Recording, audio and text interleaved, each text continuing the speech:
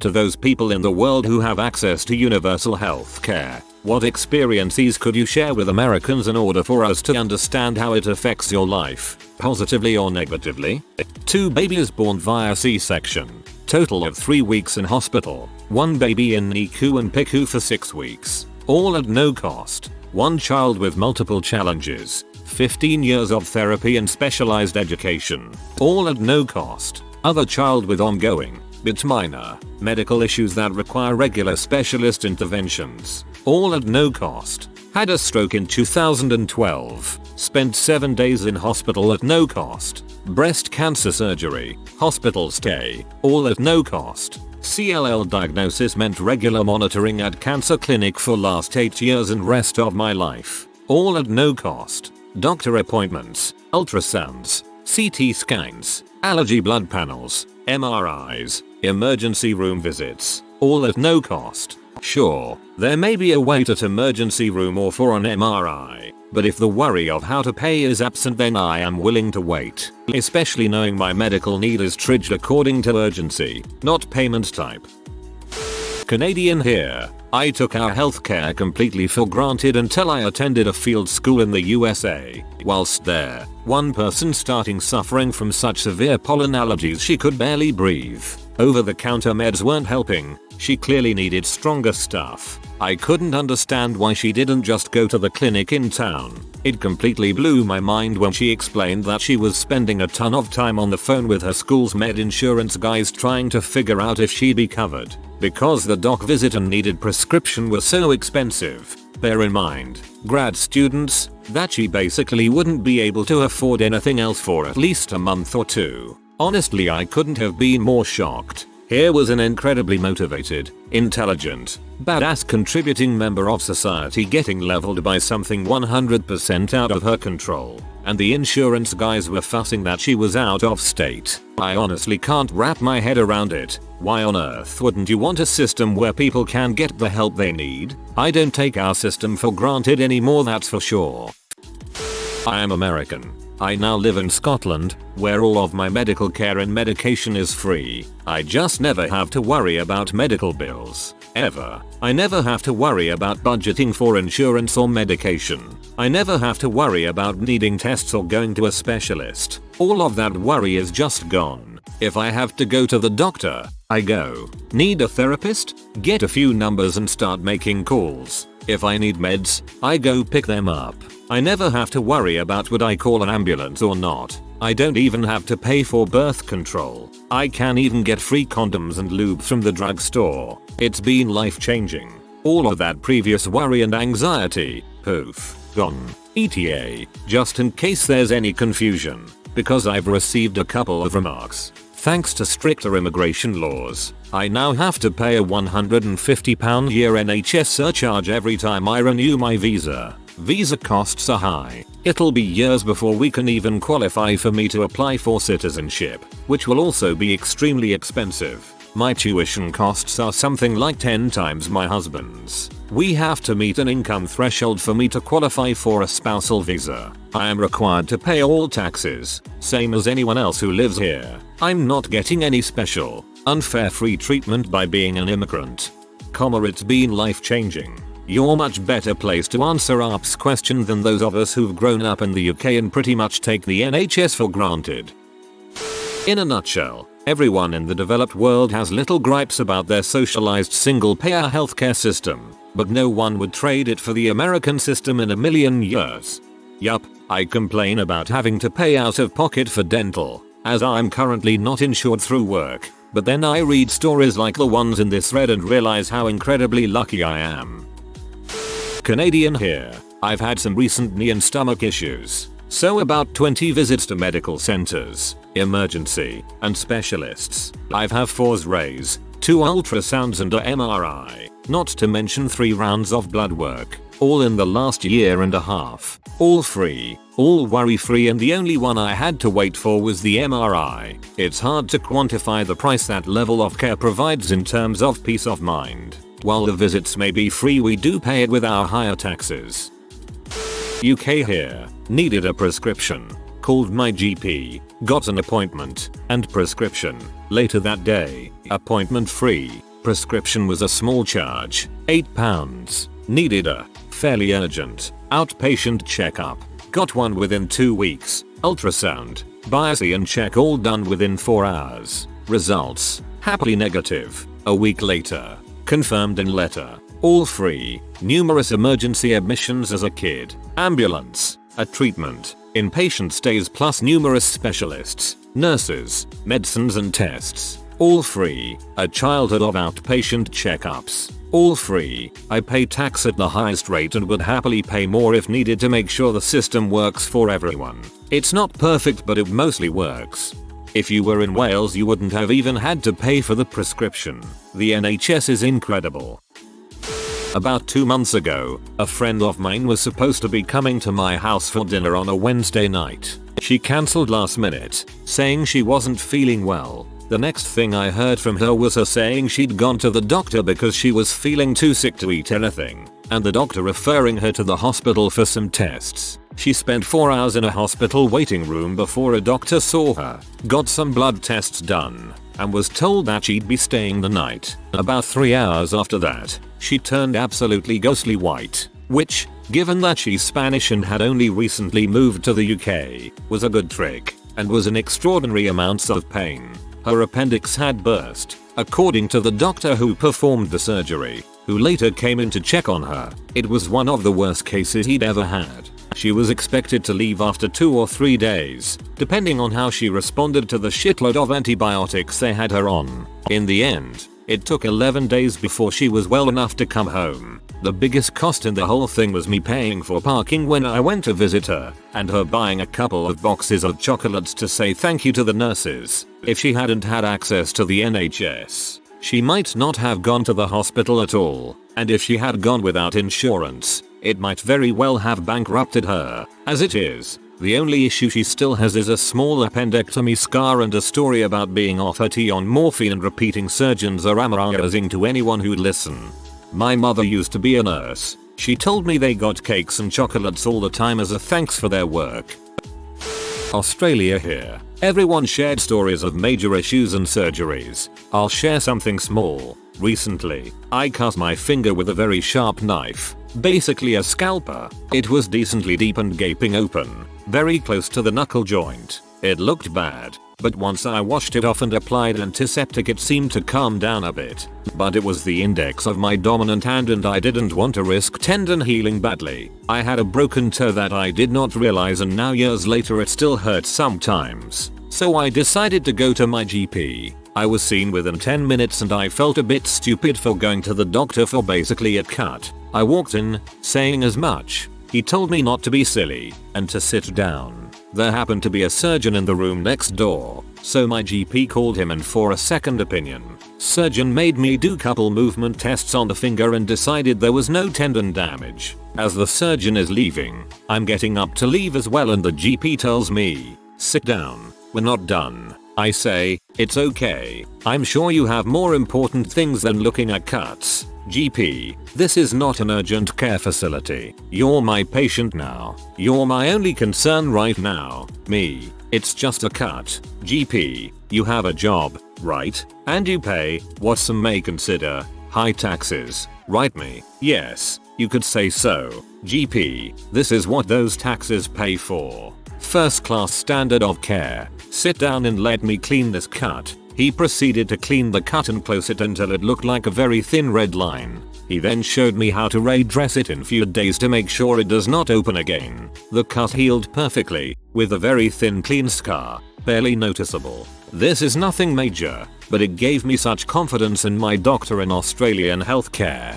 I didn't feel like a number or rushed out the door. My concerns, which were probably overblown in hindsight, were taken seriously and I came out of it actually glad that my taxes were what Americans would consider high, because I could see them working for me, and I wouldn't want my taxes lowered 1 cent if it meant compromising on the quality of care in Australia. Of course, there was no out-of-pocket cost.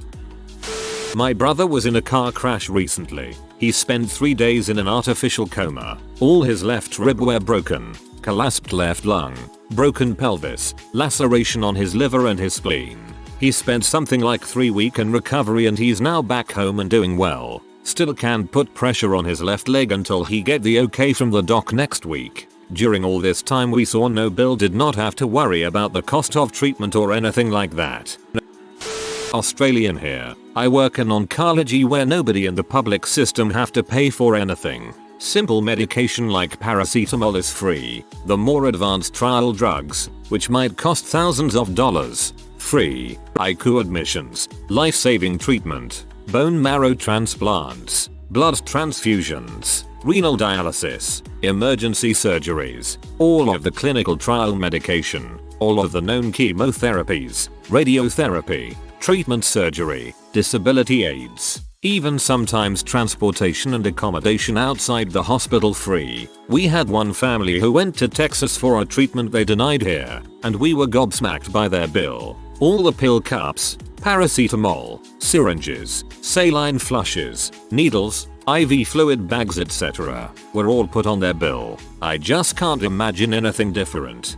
All the pill cups, paracetamol, syringes, saline flushes, needles, IV fluid bags etc. were all put on their bill. I just can't imagine anything different. What an exhausting time and paperwork process it must be to record how much of these items each person uses.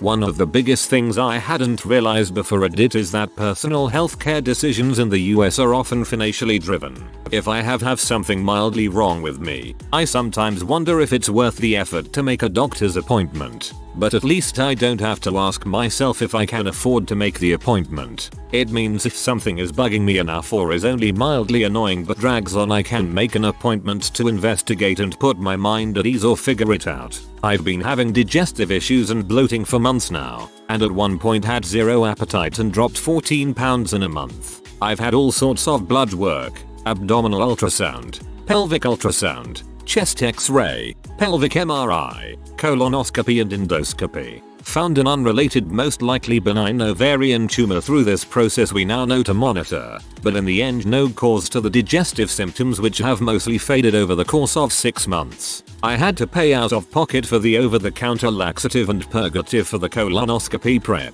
and $1 parking for each visit at my doctor's office, but total I'm out about $25. Reddit opened my eyes to people having serious symptoms far worse than that who can't afford to go to the doctor, some of whom will get worse and worse until finally ending up in the hospital and atrocious bills. Early intervention would have been so much cheaper, but for too many they can't afford that. I'm reading all of these as I'm in line to pick up the most important of my meds because I don't have enough cash for all 3. That is truly fricked up. A close friend of mine couldn't figure out why his 1-year-old couldn't stand up on his own anymore without crying. They took him in and after a few tests they found out he had leukemia. It took months and months of treatment, specialized doctors, chemotherapy and an extended hospital visit. After his successful treatment they finally took him home. The cost of all the treatments? $0. I couldn't imagine putting a price on that. Oh Christ. I'm so happy the little dude is doing okay. Honestly, all the best to your friend. There's often a misconception that as a government-run system it means less choice for the patient, which isn't the case. I can choose my GP. I can even choose a consultant if I ask my GP to refer me to a specific person. We still have private healthcare companies for which you can pay if you can afford it, such as Bupa. If you want something not covered by the NHS like cosmetic surgery or multiple rounds of IVF, then lots of people pay privately. I'm fiercely proud of the NHS. Despite the flaws and frustration inherent in any large-scale system run by humans, it's staffed by hardworking people from all over the world and driven by its fundamental purpose: free healthcare for all at the point of need. The very poorest child is eligible for the same standard of care as the richest. What's the point of a civilized society, if not to care for the most vulnerable among us? Nobody here loses their home if their child gets cancer. Nobody here is left on their own because they can't afford to make themselves seen. Nobody here is made to feel like a failure because their average salary job can't pay for thousands of pounds worth of kidney dialysis. Birth control is free, so at least we're making sensible decisions about how to help unwanted pregnancies. Nobody has to set up a GoFundMe page because they need an EpiPen. I cannot think of a single person who would trade it in for a crappy, cruel system like the US. ETA, I've lived in both US and the UK, and have experienced the US healthcare system in a variety of ways. I was lucky. I had a good job and decent insurance with Kaiser, but I still nearly crapped my pants with outrage and surprise the first time I had to pay out of pocket for birth control.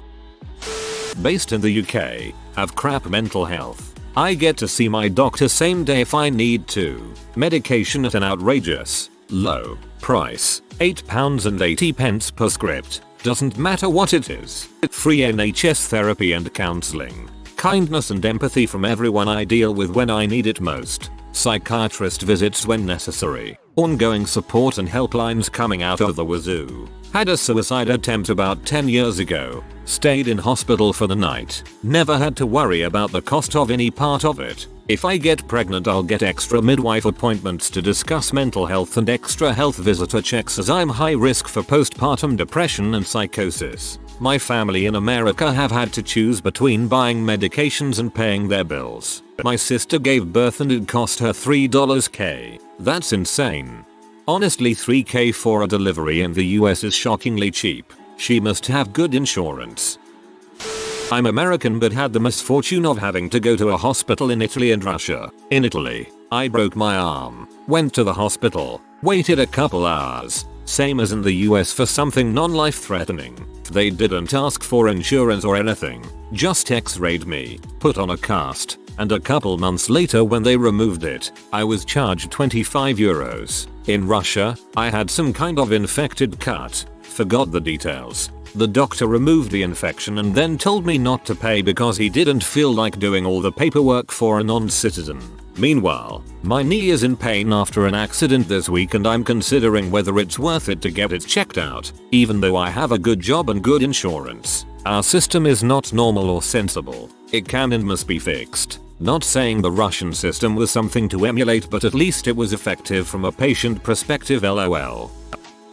Canadian here, but I lived in the USA for a few years as well before returning home. Peace of mind is the biggest advantage to Canada's system. You engage with your health provider because you can afford to see them on a regular basis, which means they will catch problems before they become life-threatening. Also, if you should require surgery or other serious care, you don't first have to look through a book of names and hope that the specialist you need to see is in your plan's network. You never live in fear that you'll go bankrupt if your child requires surgery or long-term care. I had knee surgery in my early 20s in Canada. Waited 3 months for the procedure, but it was very minor and I was mobile pain-free until then anyway, so I didn't care. Others needed to get in ahead of me, so it was fine.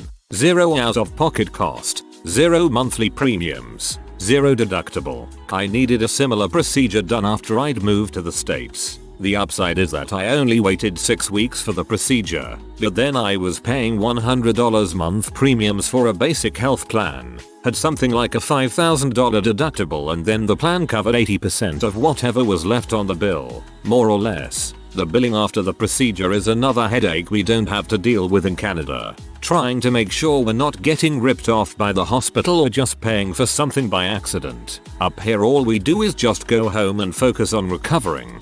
Also in Canada, I broke my arm first week of job. I was worried I would miss a day, because I would look bad. Not because I would have to pay a massive bill in the end. I paid like $30 total. Positive. My grandma is cancer free without paying a dime. My dad got his freaked up foot fixed without paying a dime, and on top of that got some of his income from his insurance during the time he couldn't work. My Middle Eastern neighbor got his wounds from the war fixed. Negative. My parents are drowning in work, both medical professionals, and every time I come to visit them I hear those stories of sick people who get their stuff fixed. I'm a hypochondriac now. Thanks, Mom.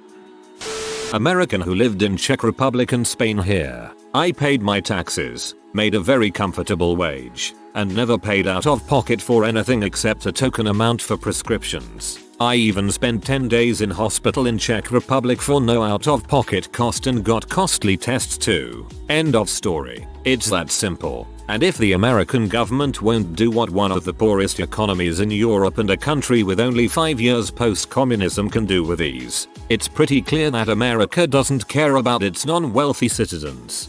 It's pretty clear that America doesn't care about its non-wealthy citizens. This is the stark other side of the American dream coin.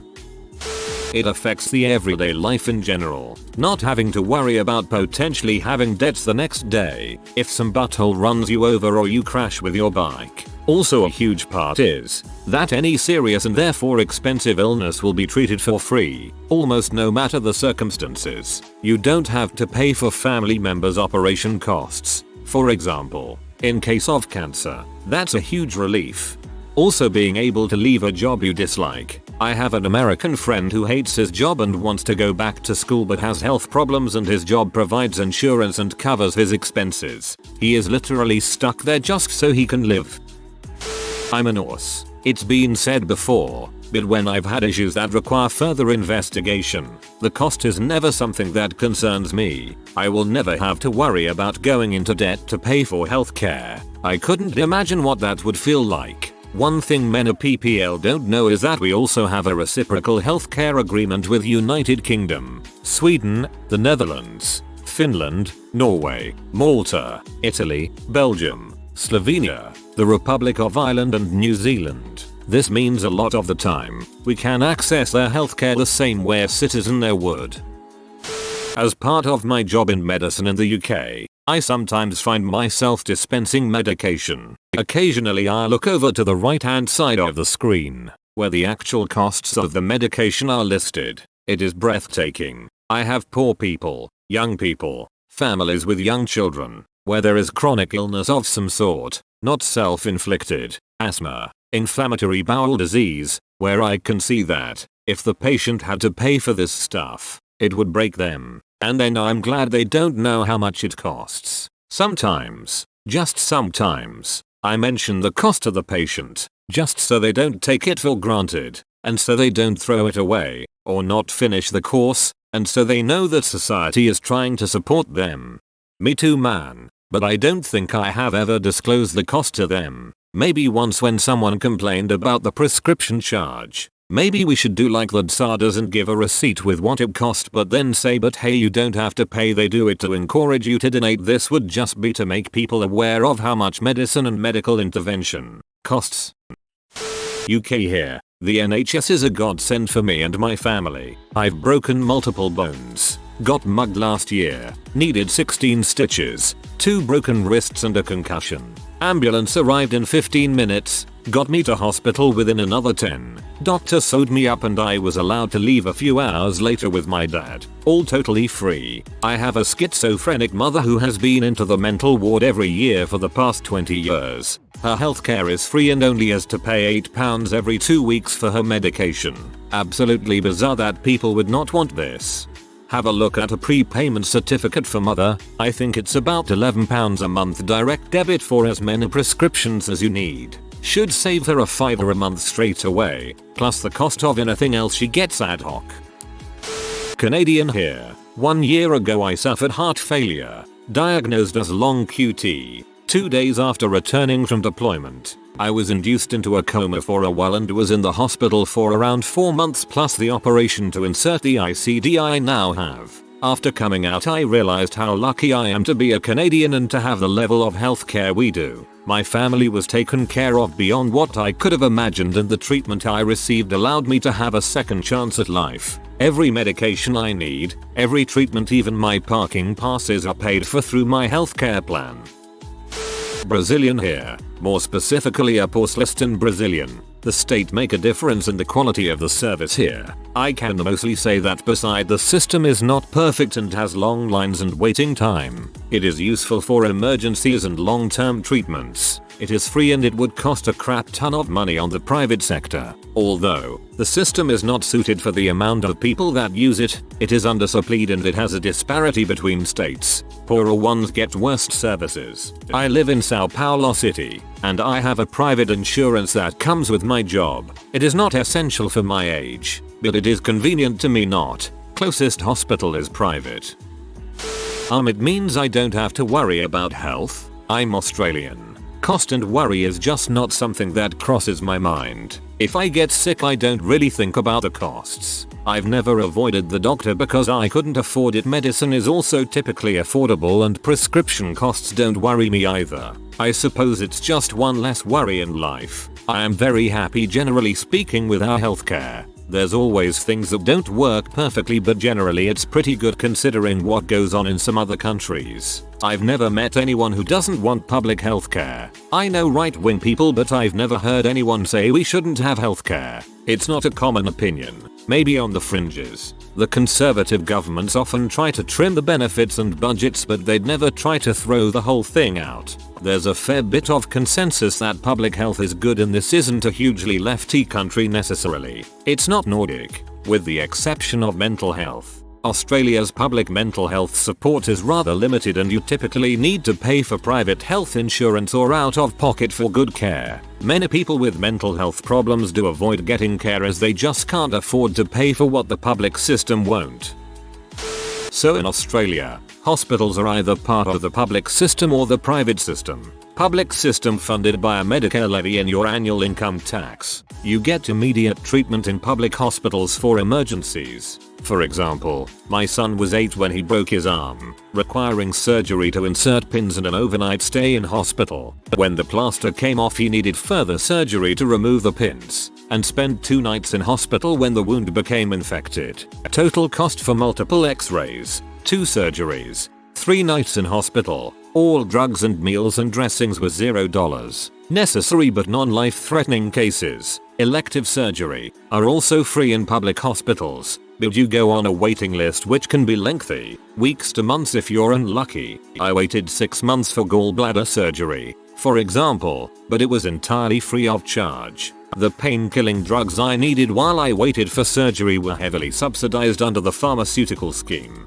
Private system in short, you pay for private insurance which is partially claimable on your tax. The main benefit of private hospitals is the short no wait for elective surgery. You also have total choice of surgeon. Surgeons who work in private hospitals also work in public ones, but patients aren't always able to choose their surgeon in public. Aside from your insurance premium, hospital admission in a private hospital can cost thousands of dollars up front. This covers doctor, anesthetist, accommodation, meals, drugs, etc. Some of that is refunded by Medicare and some is refunded by the fund, but there is almost always a large out-of-pocket portion.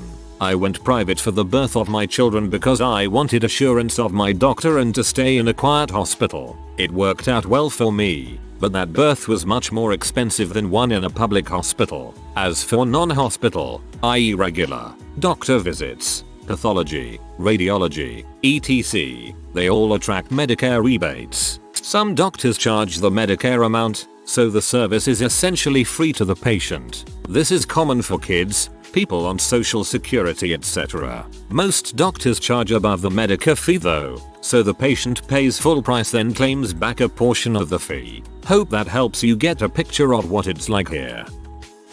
If you are new to the channel, you can subscribe. I publish new videos every day. Until then, check another video.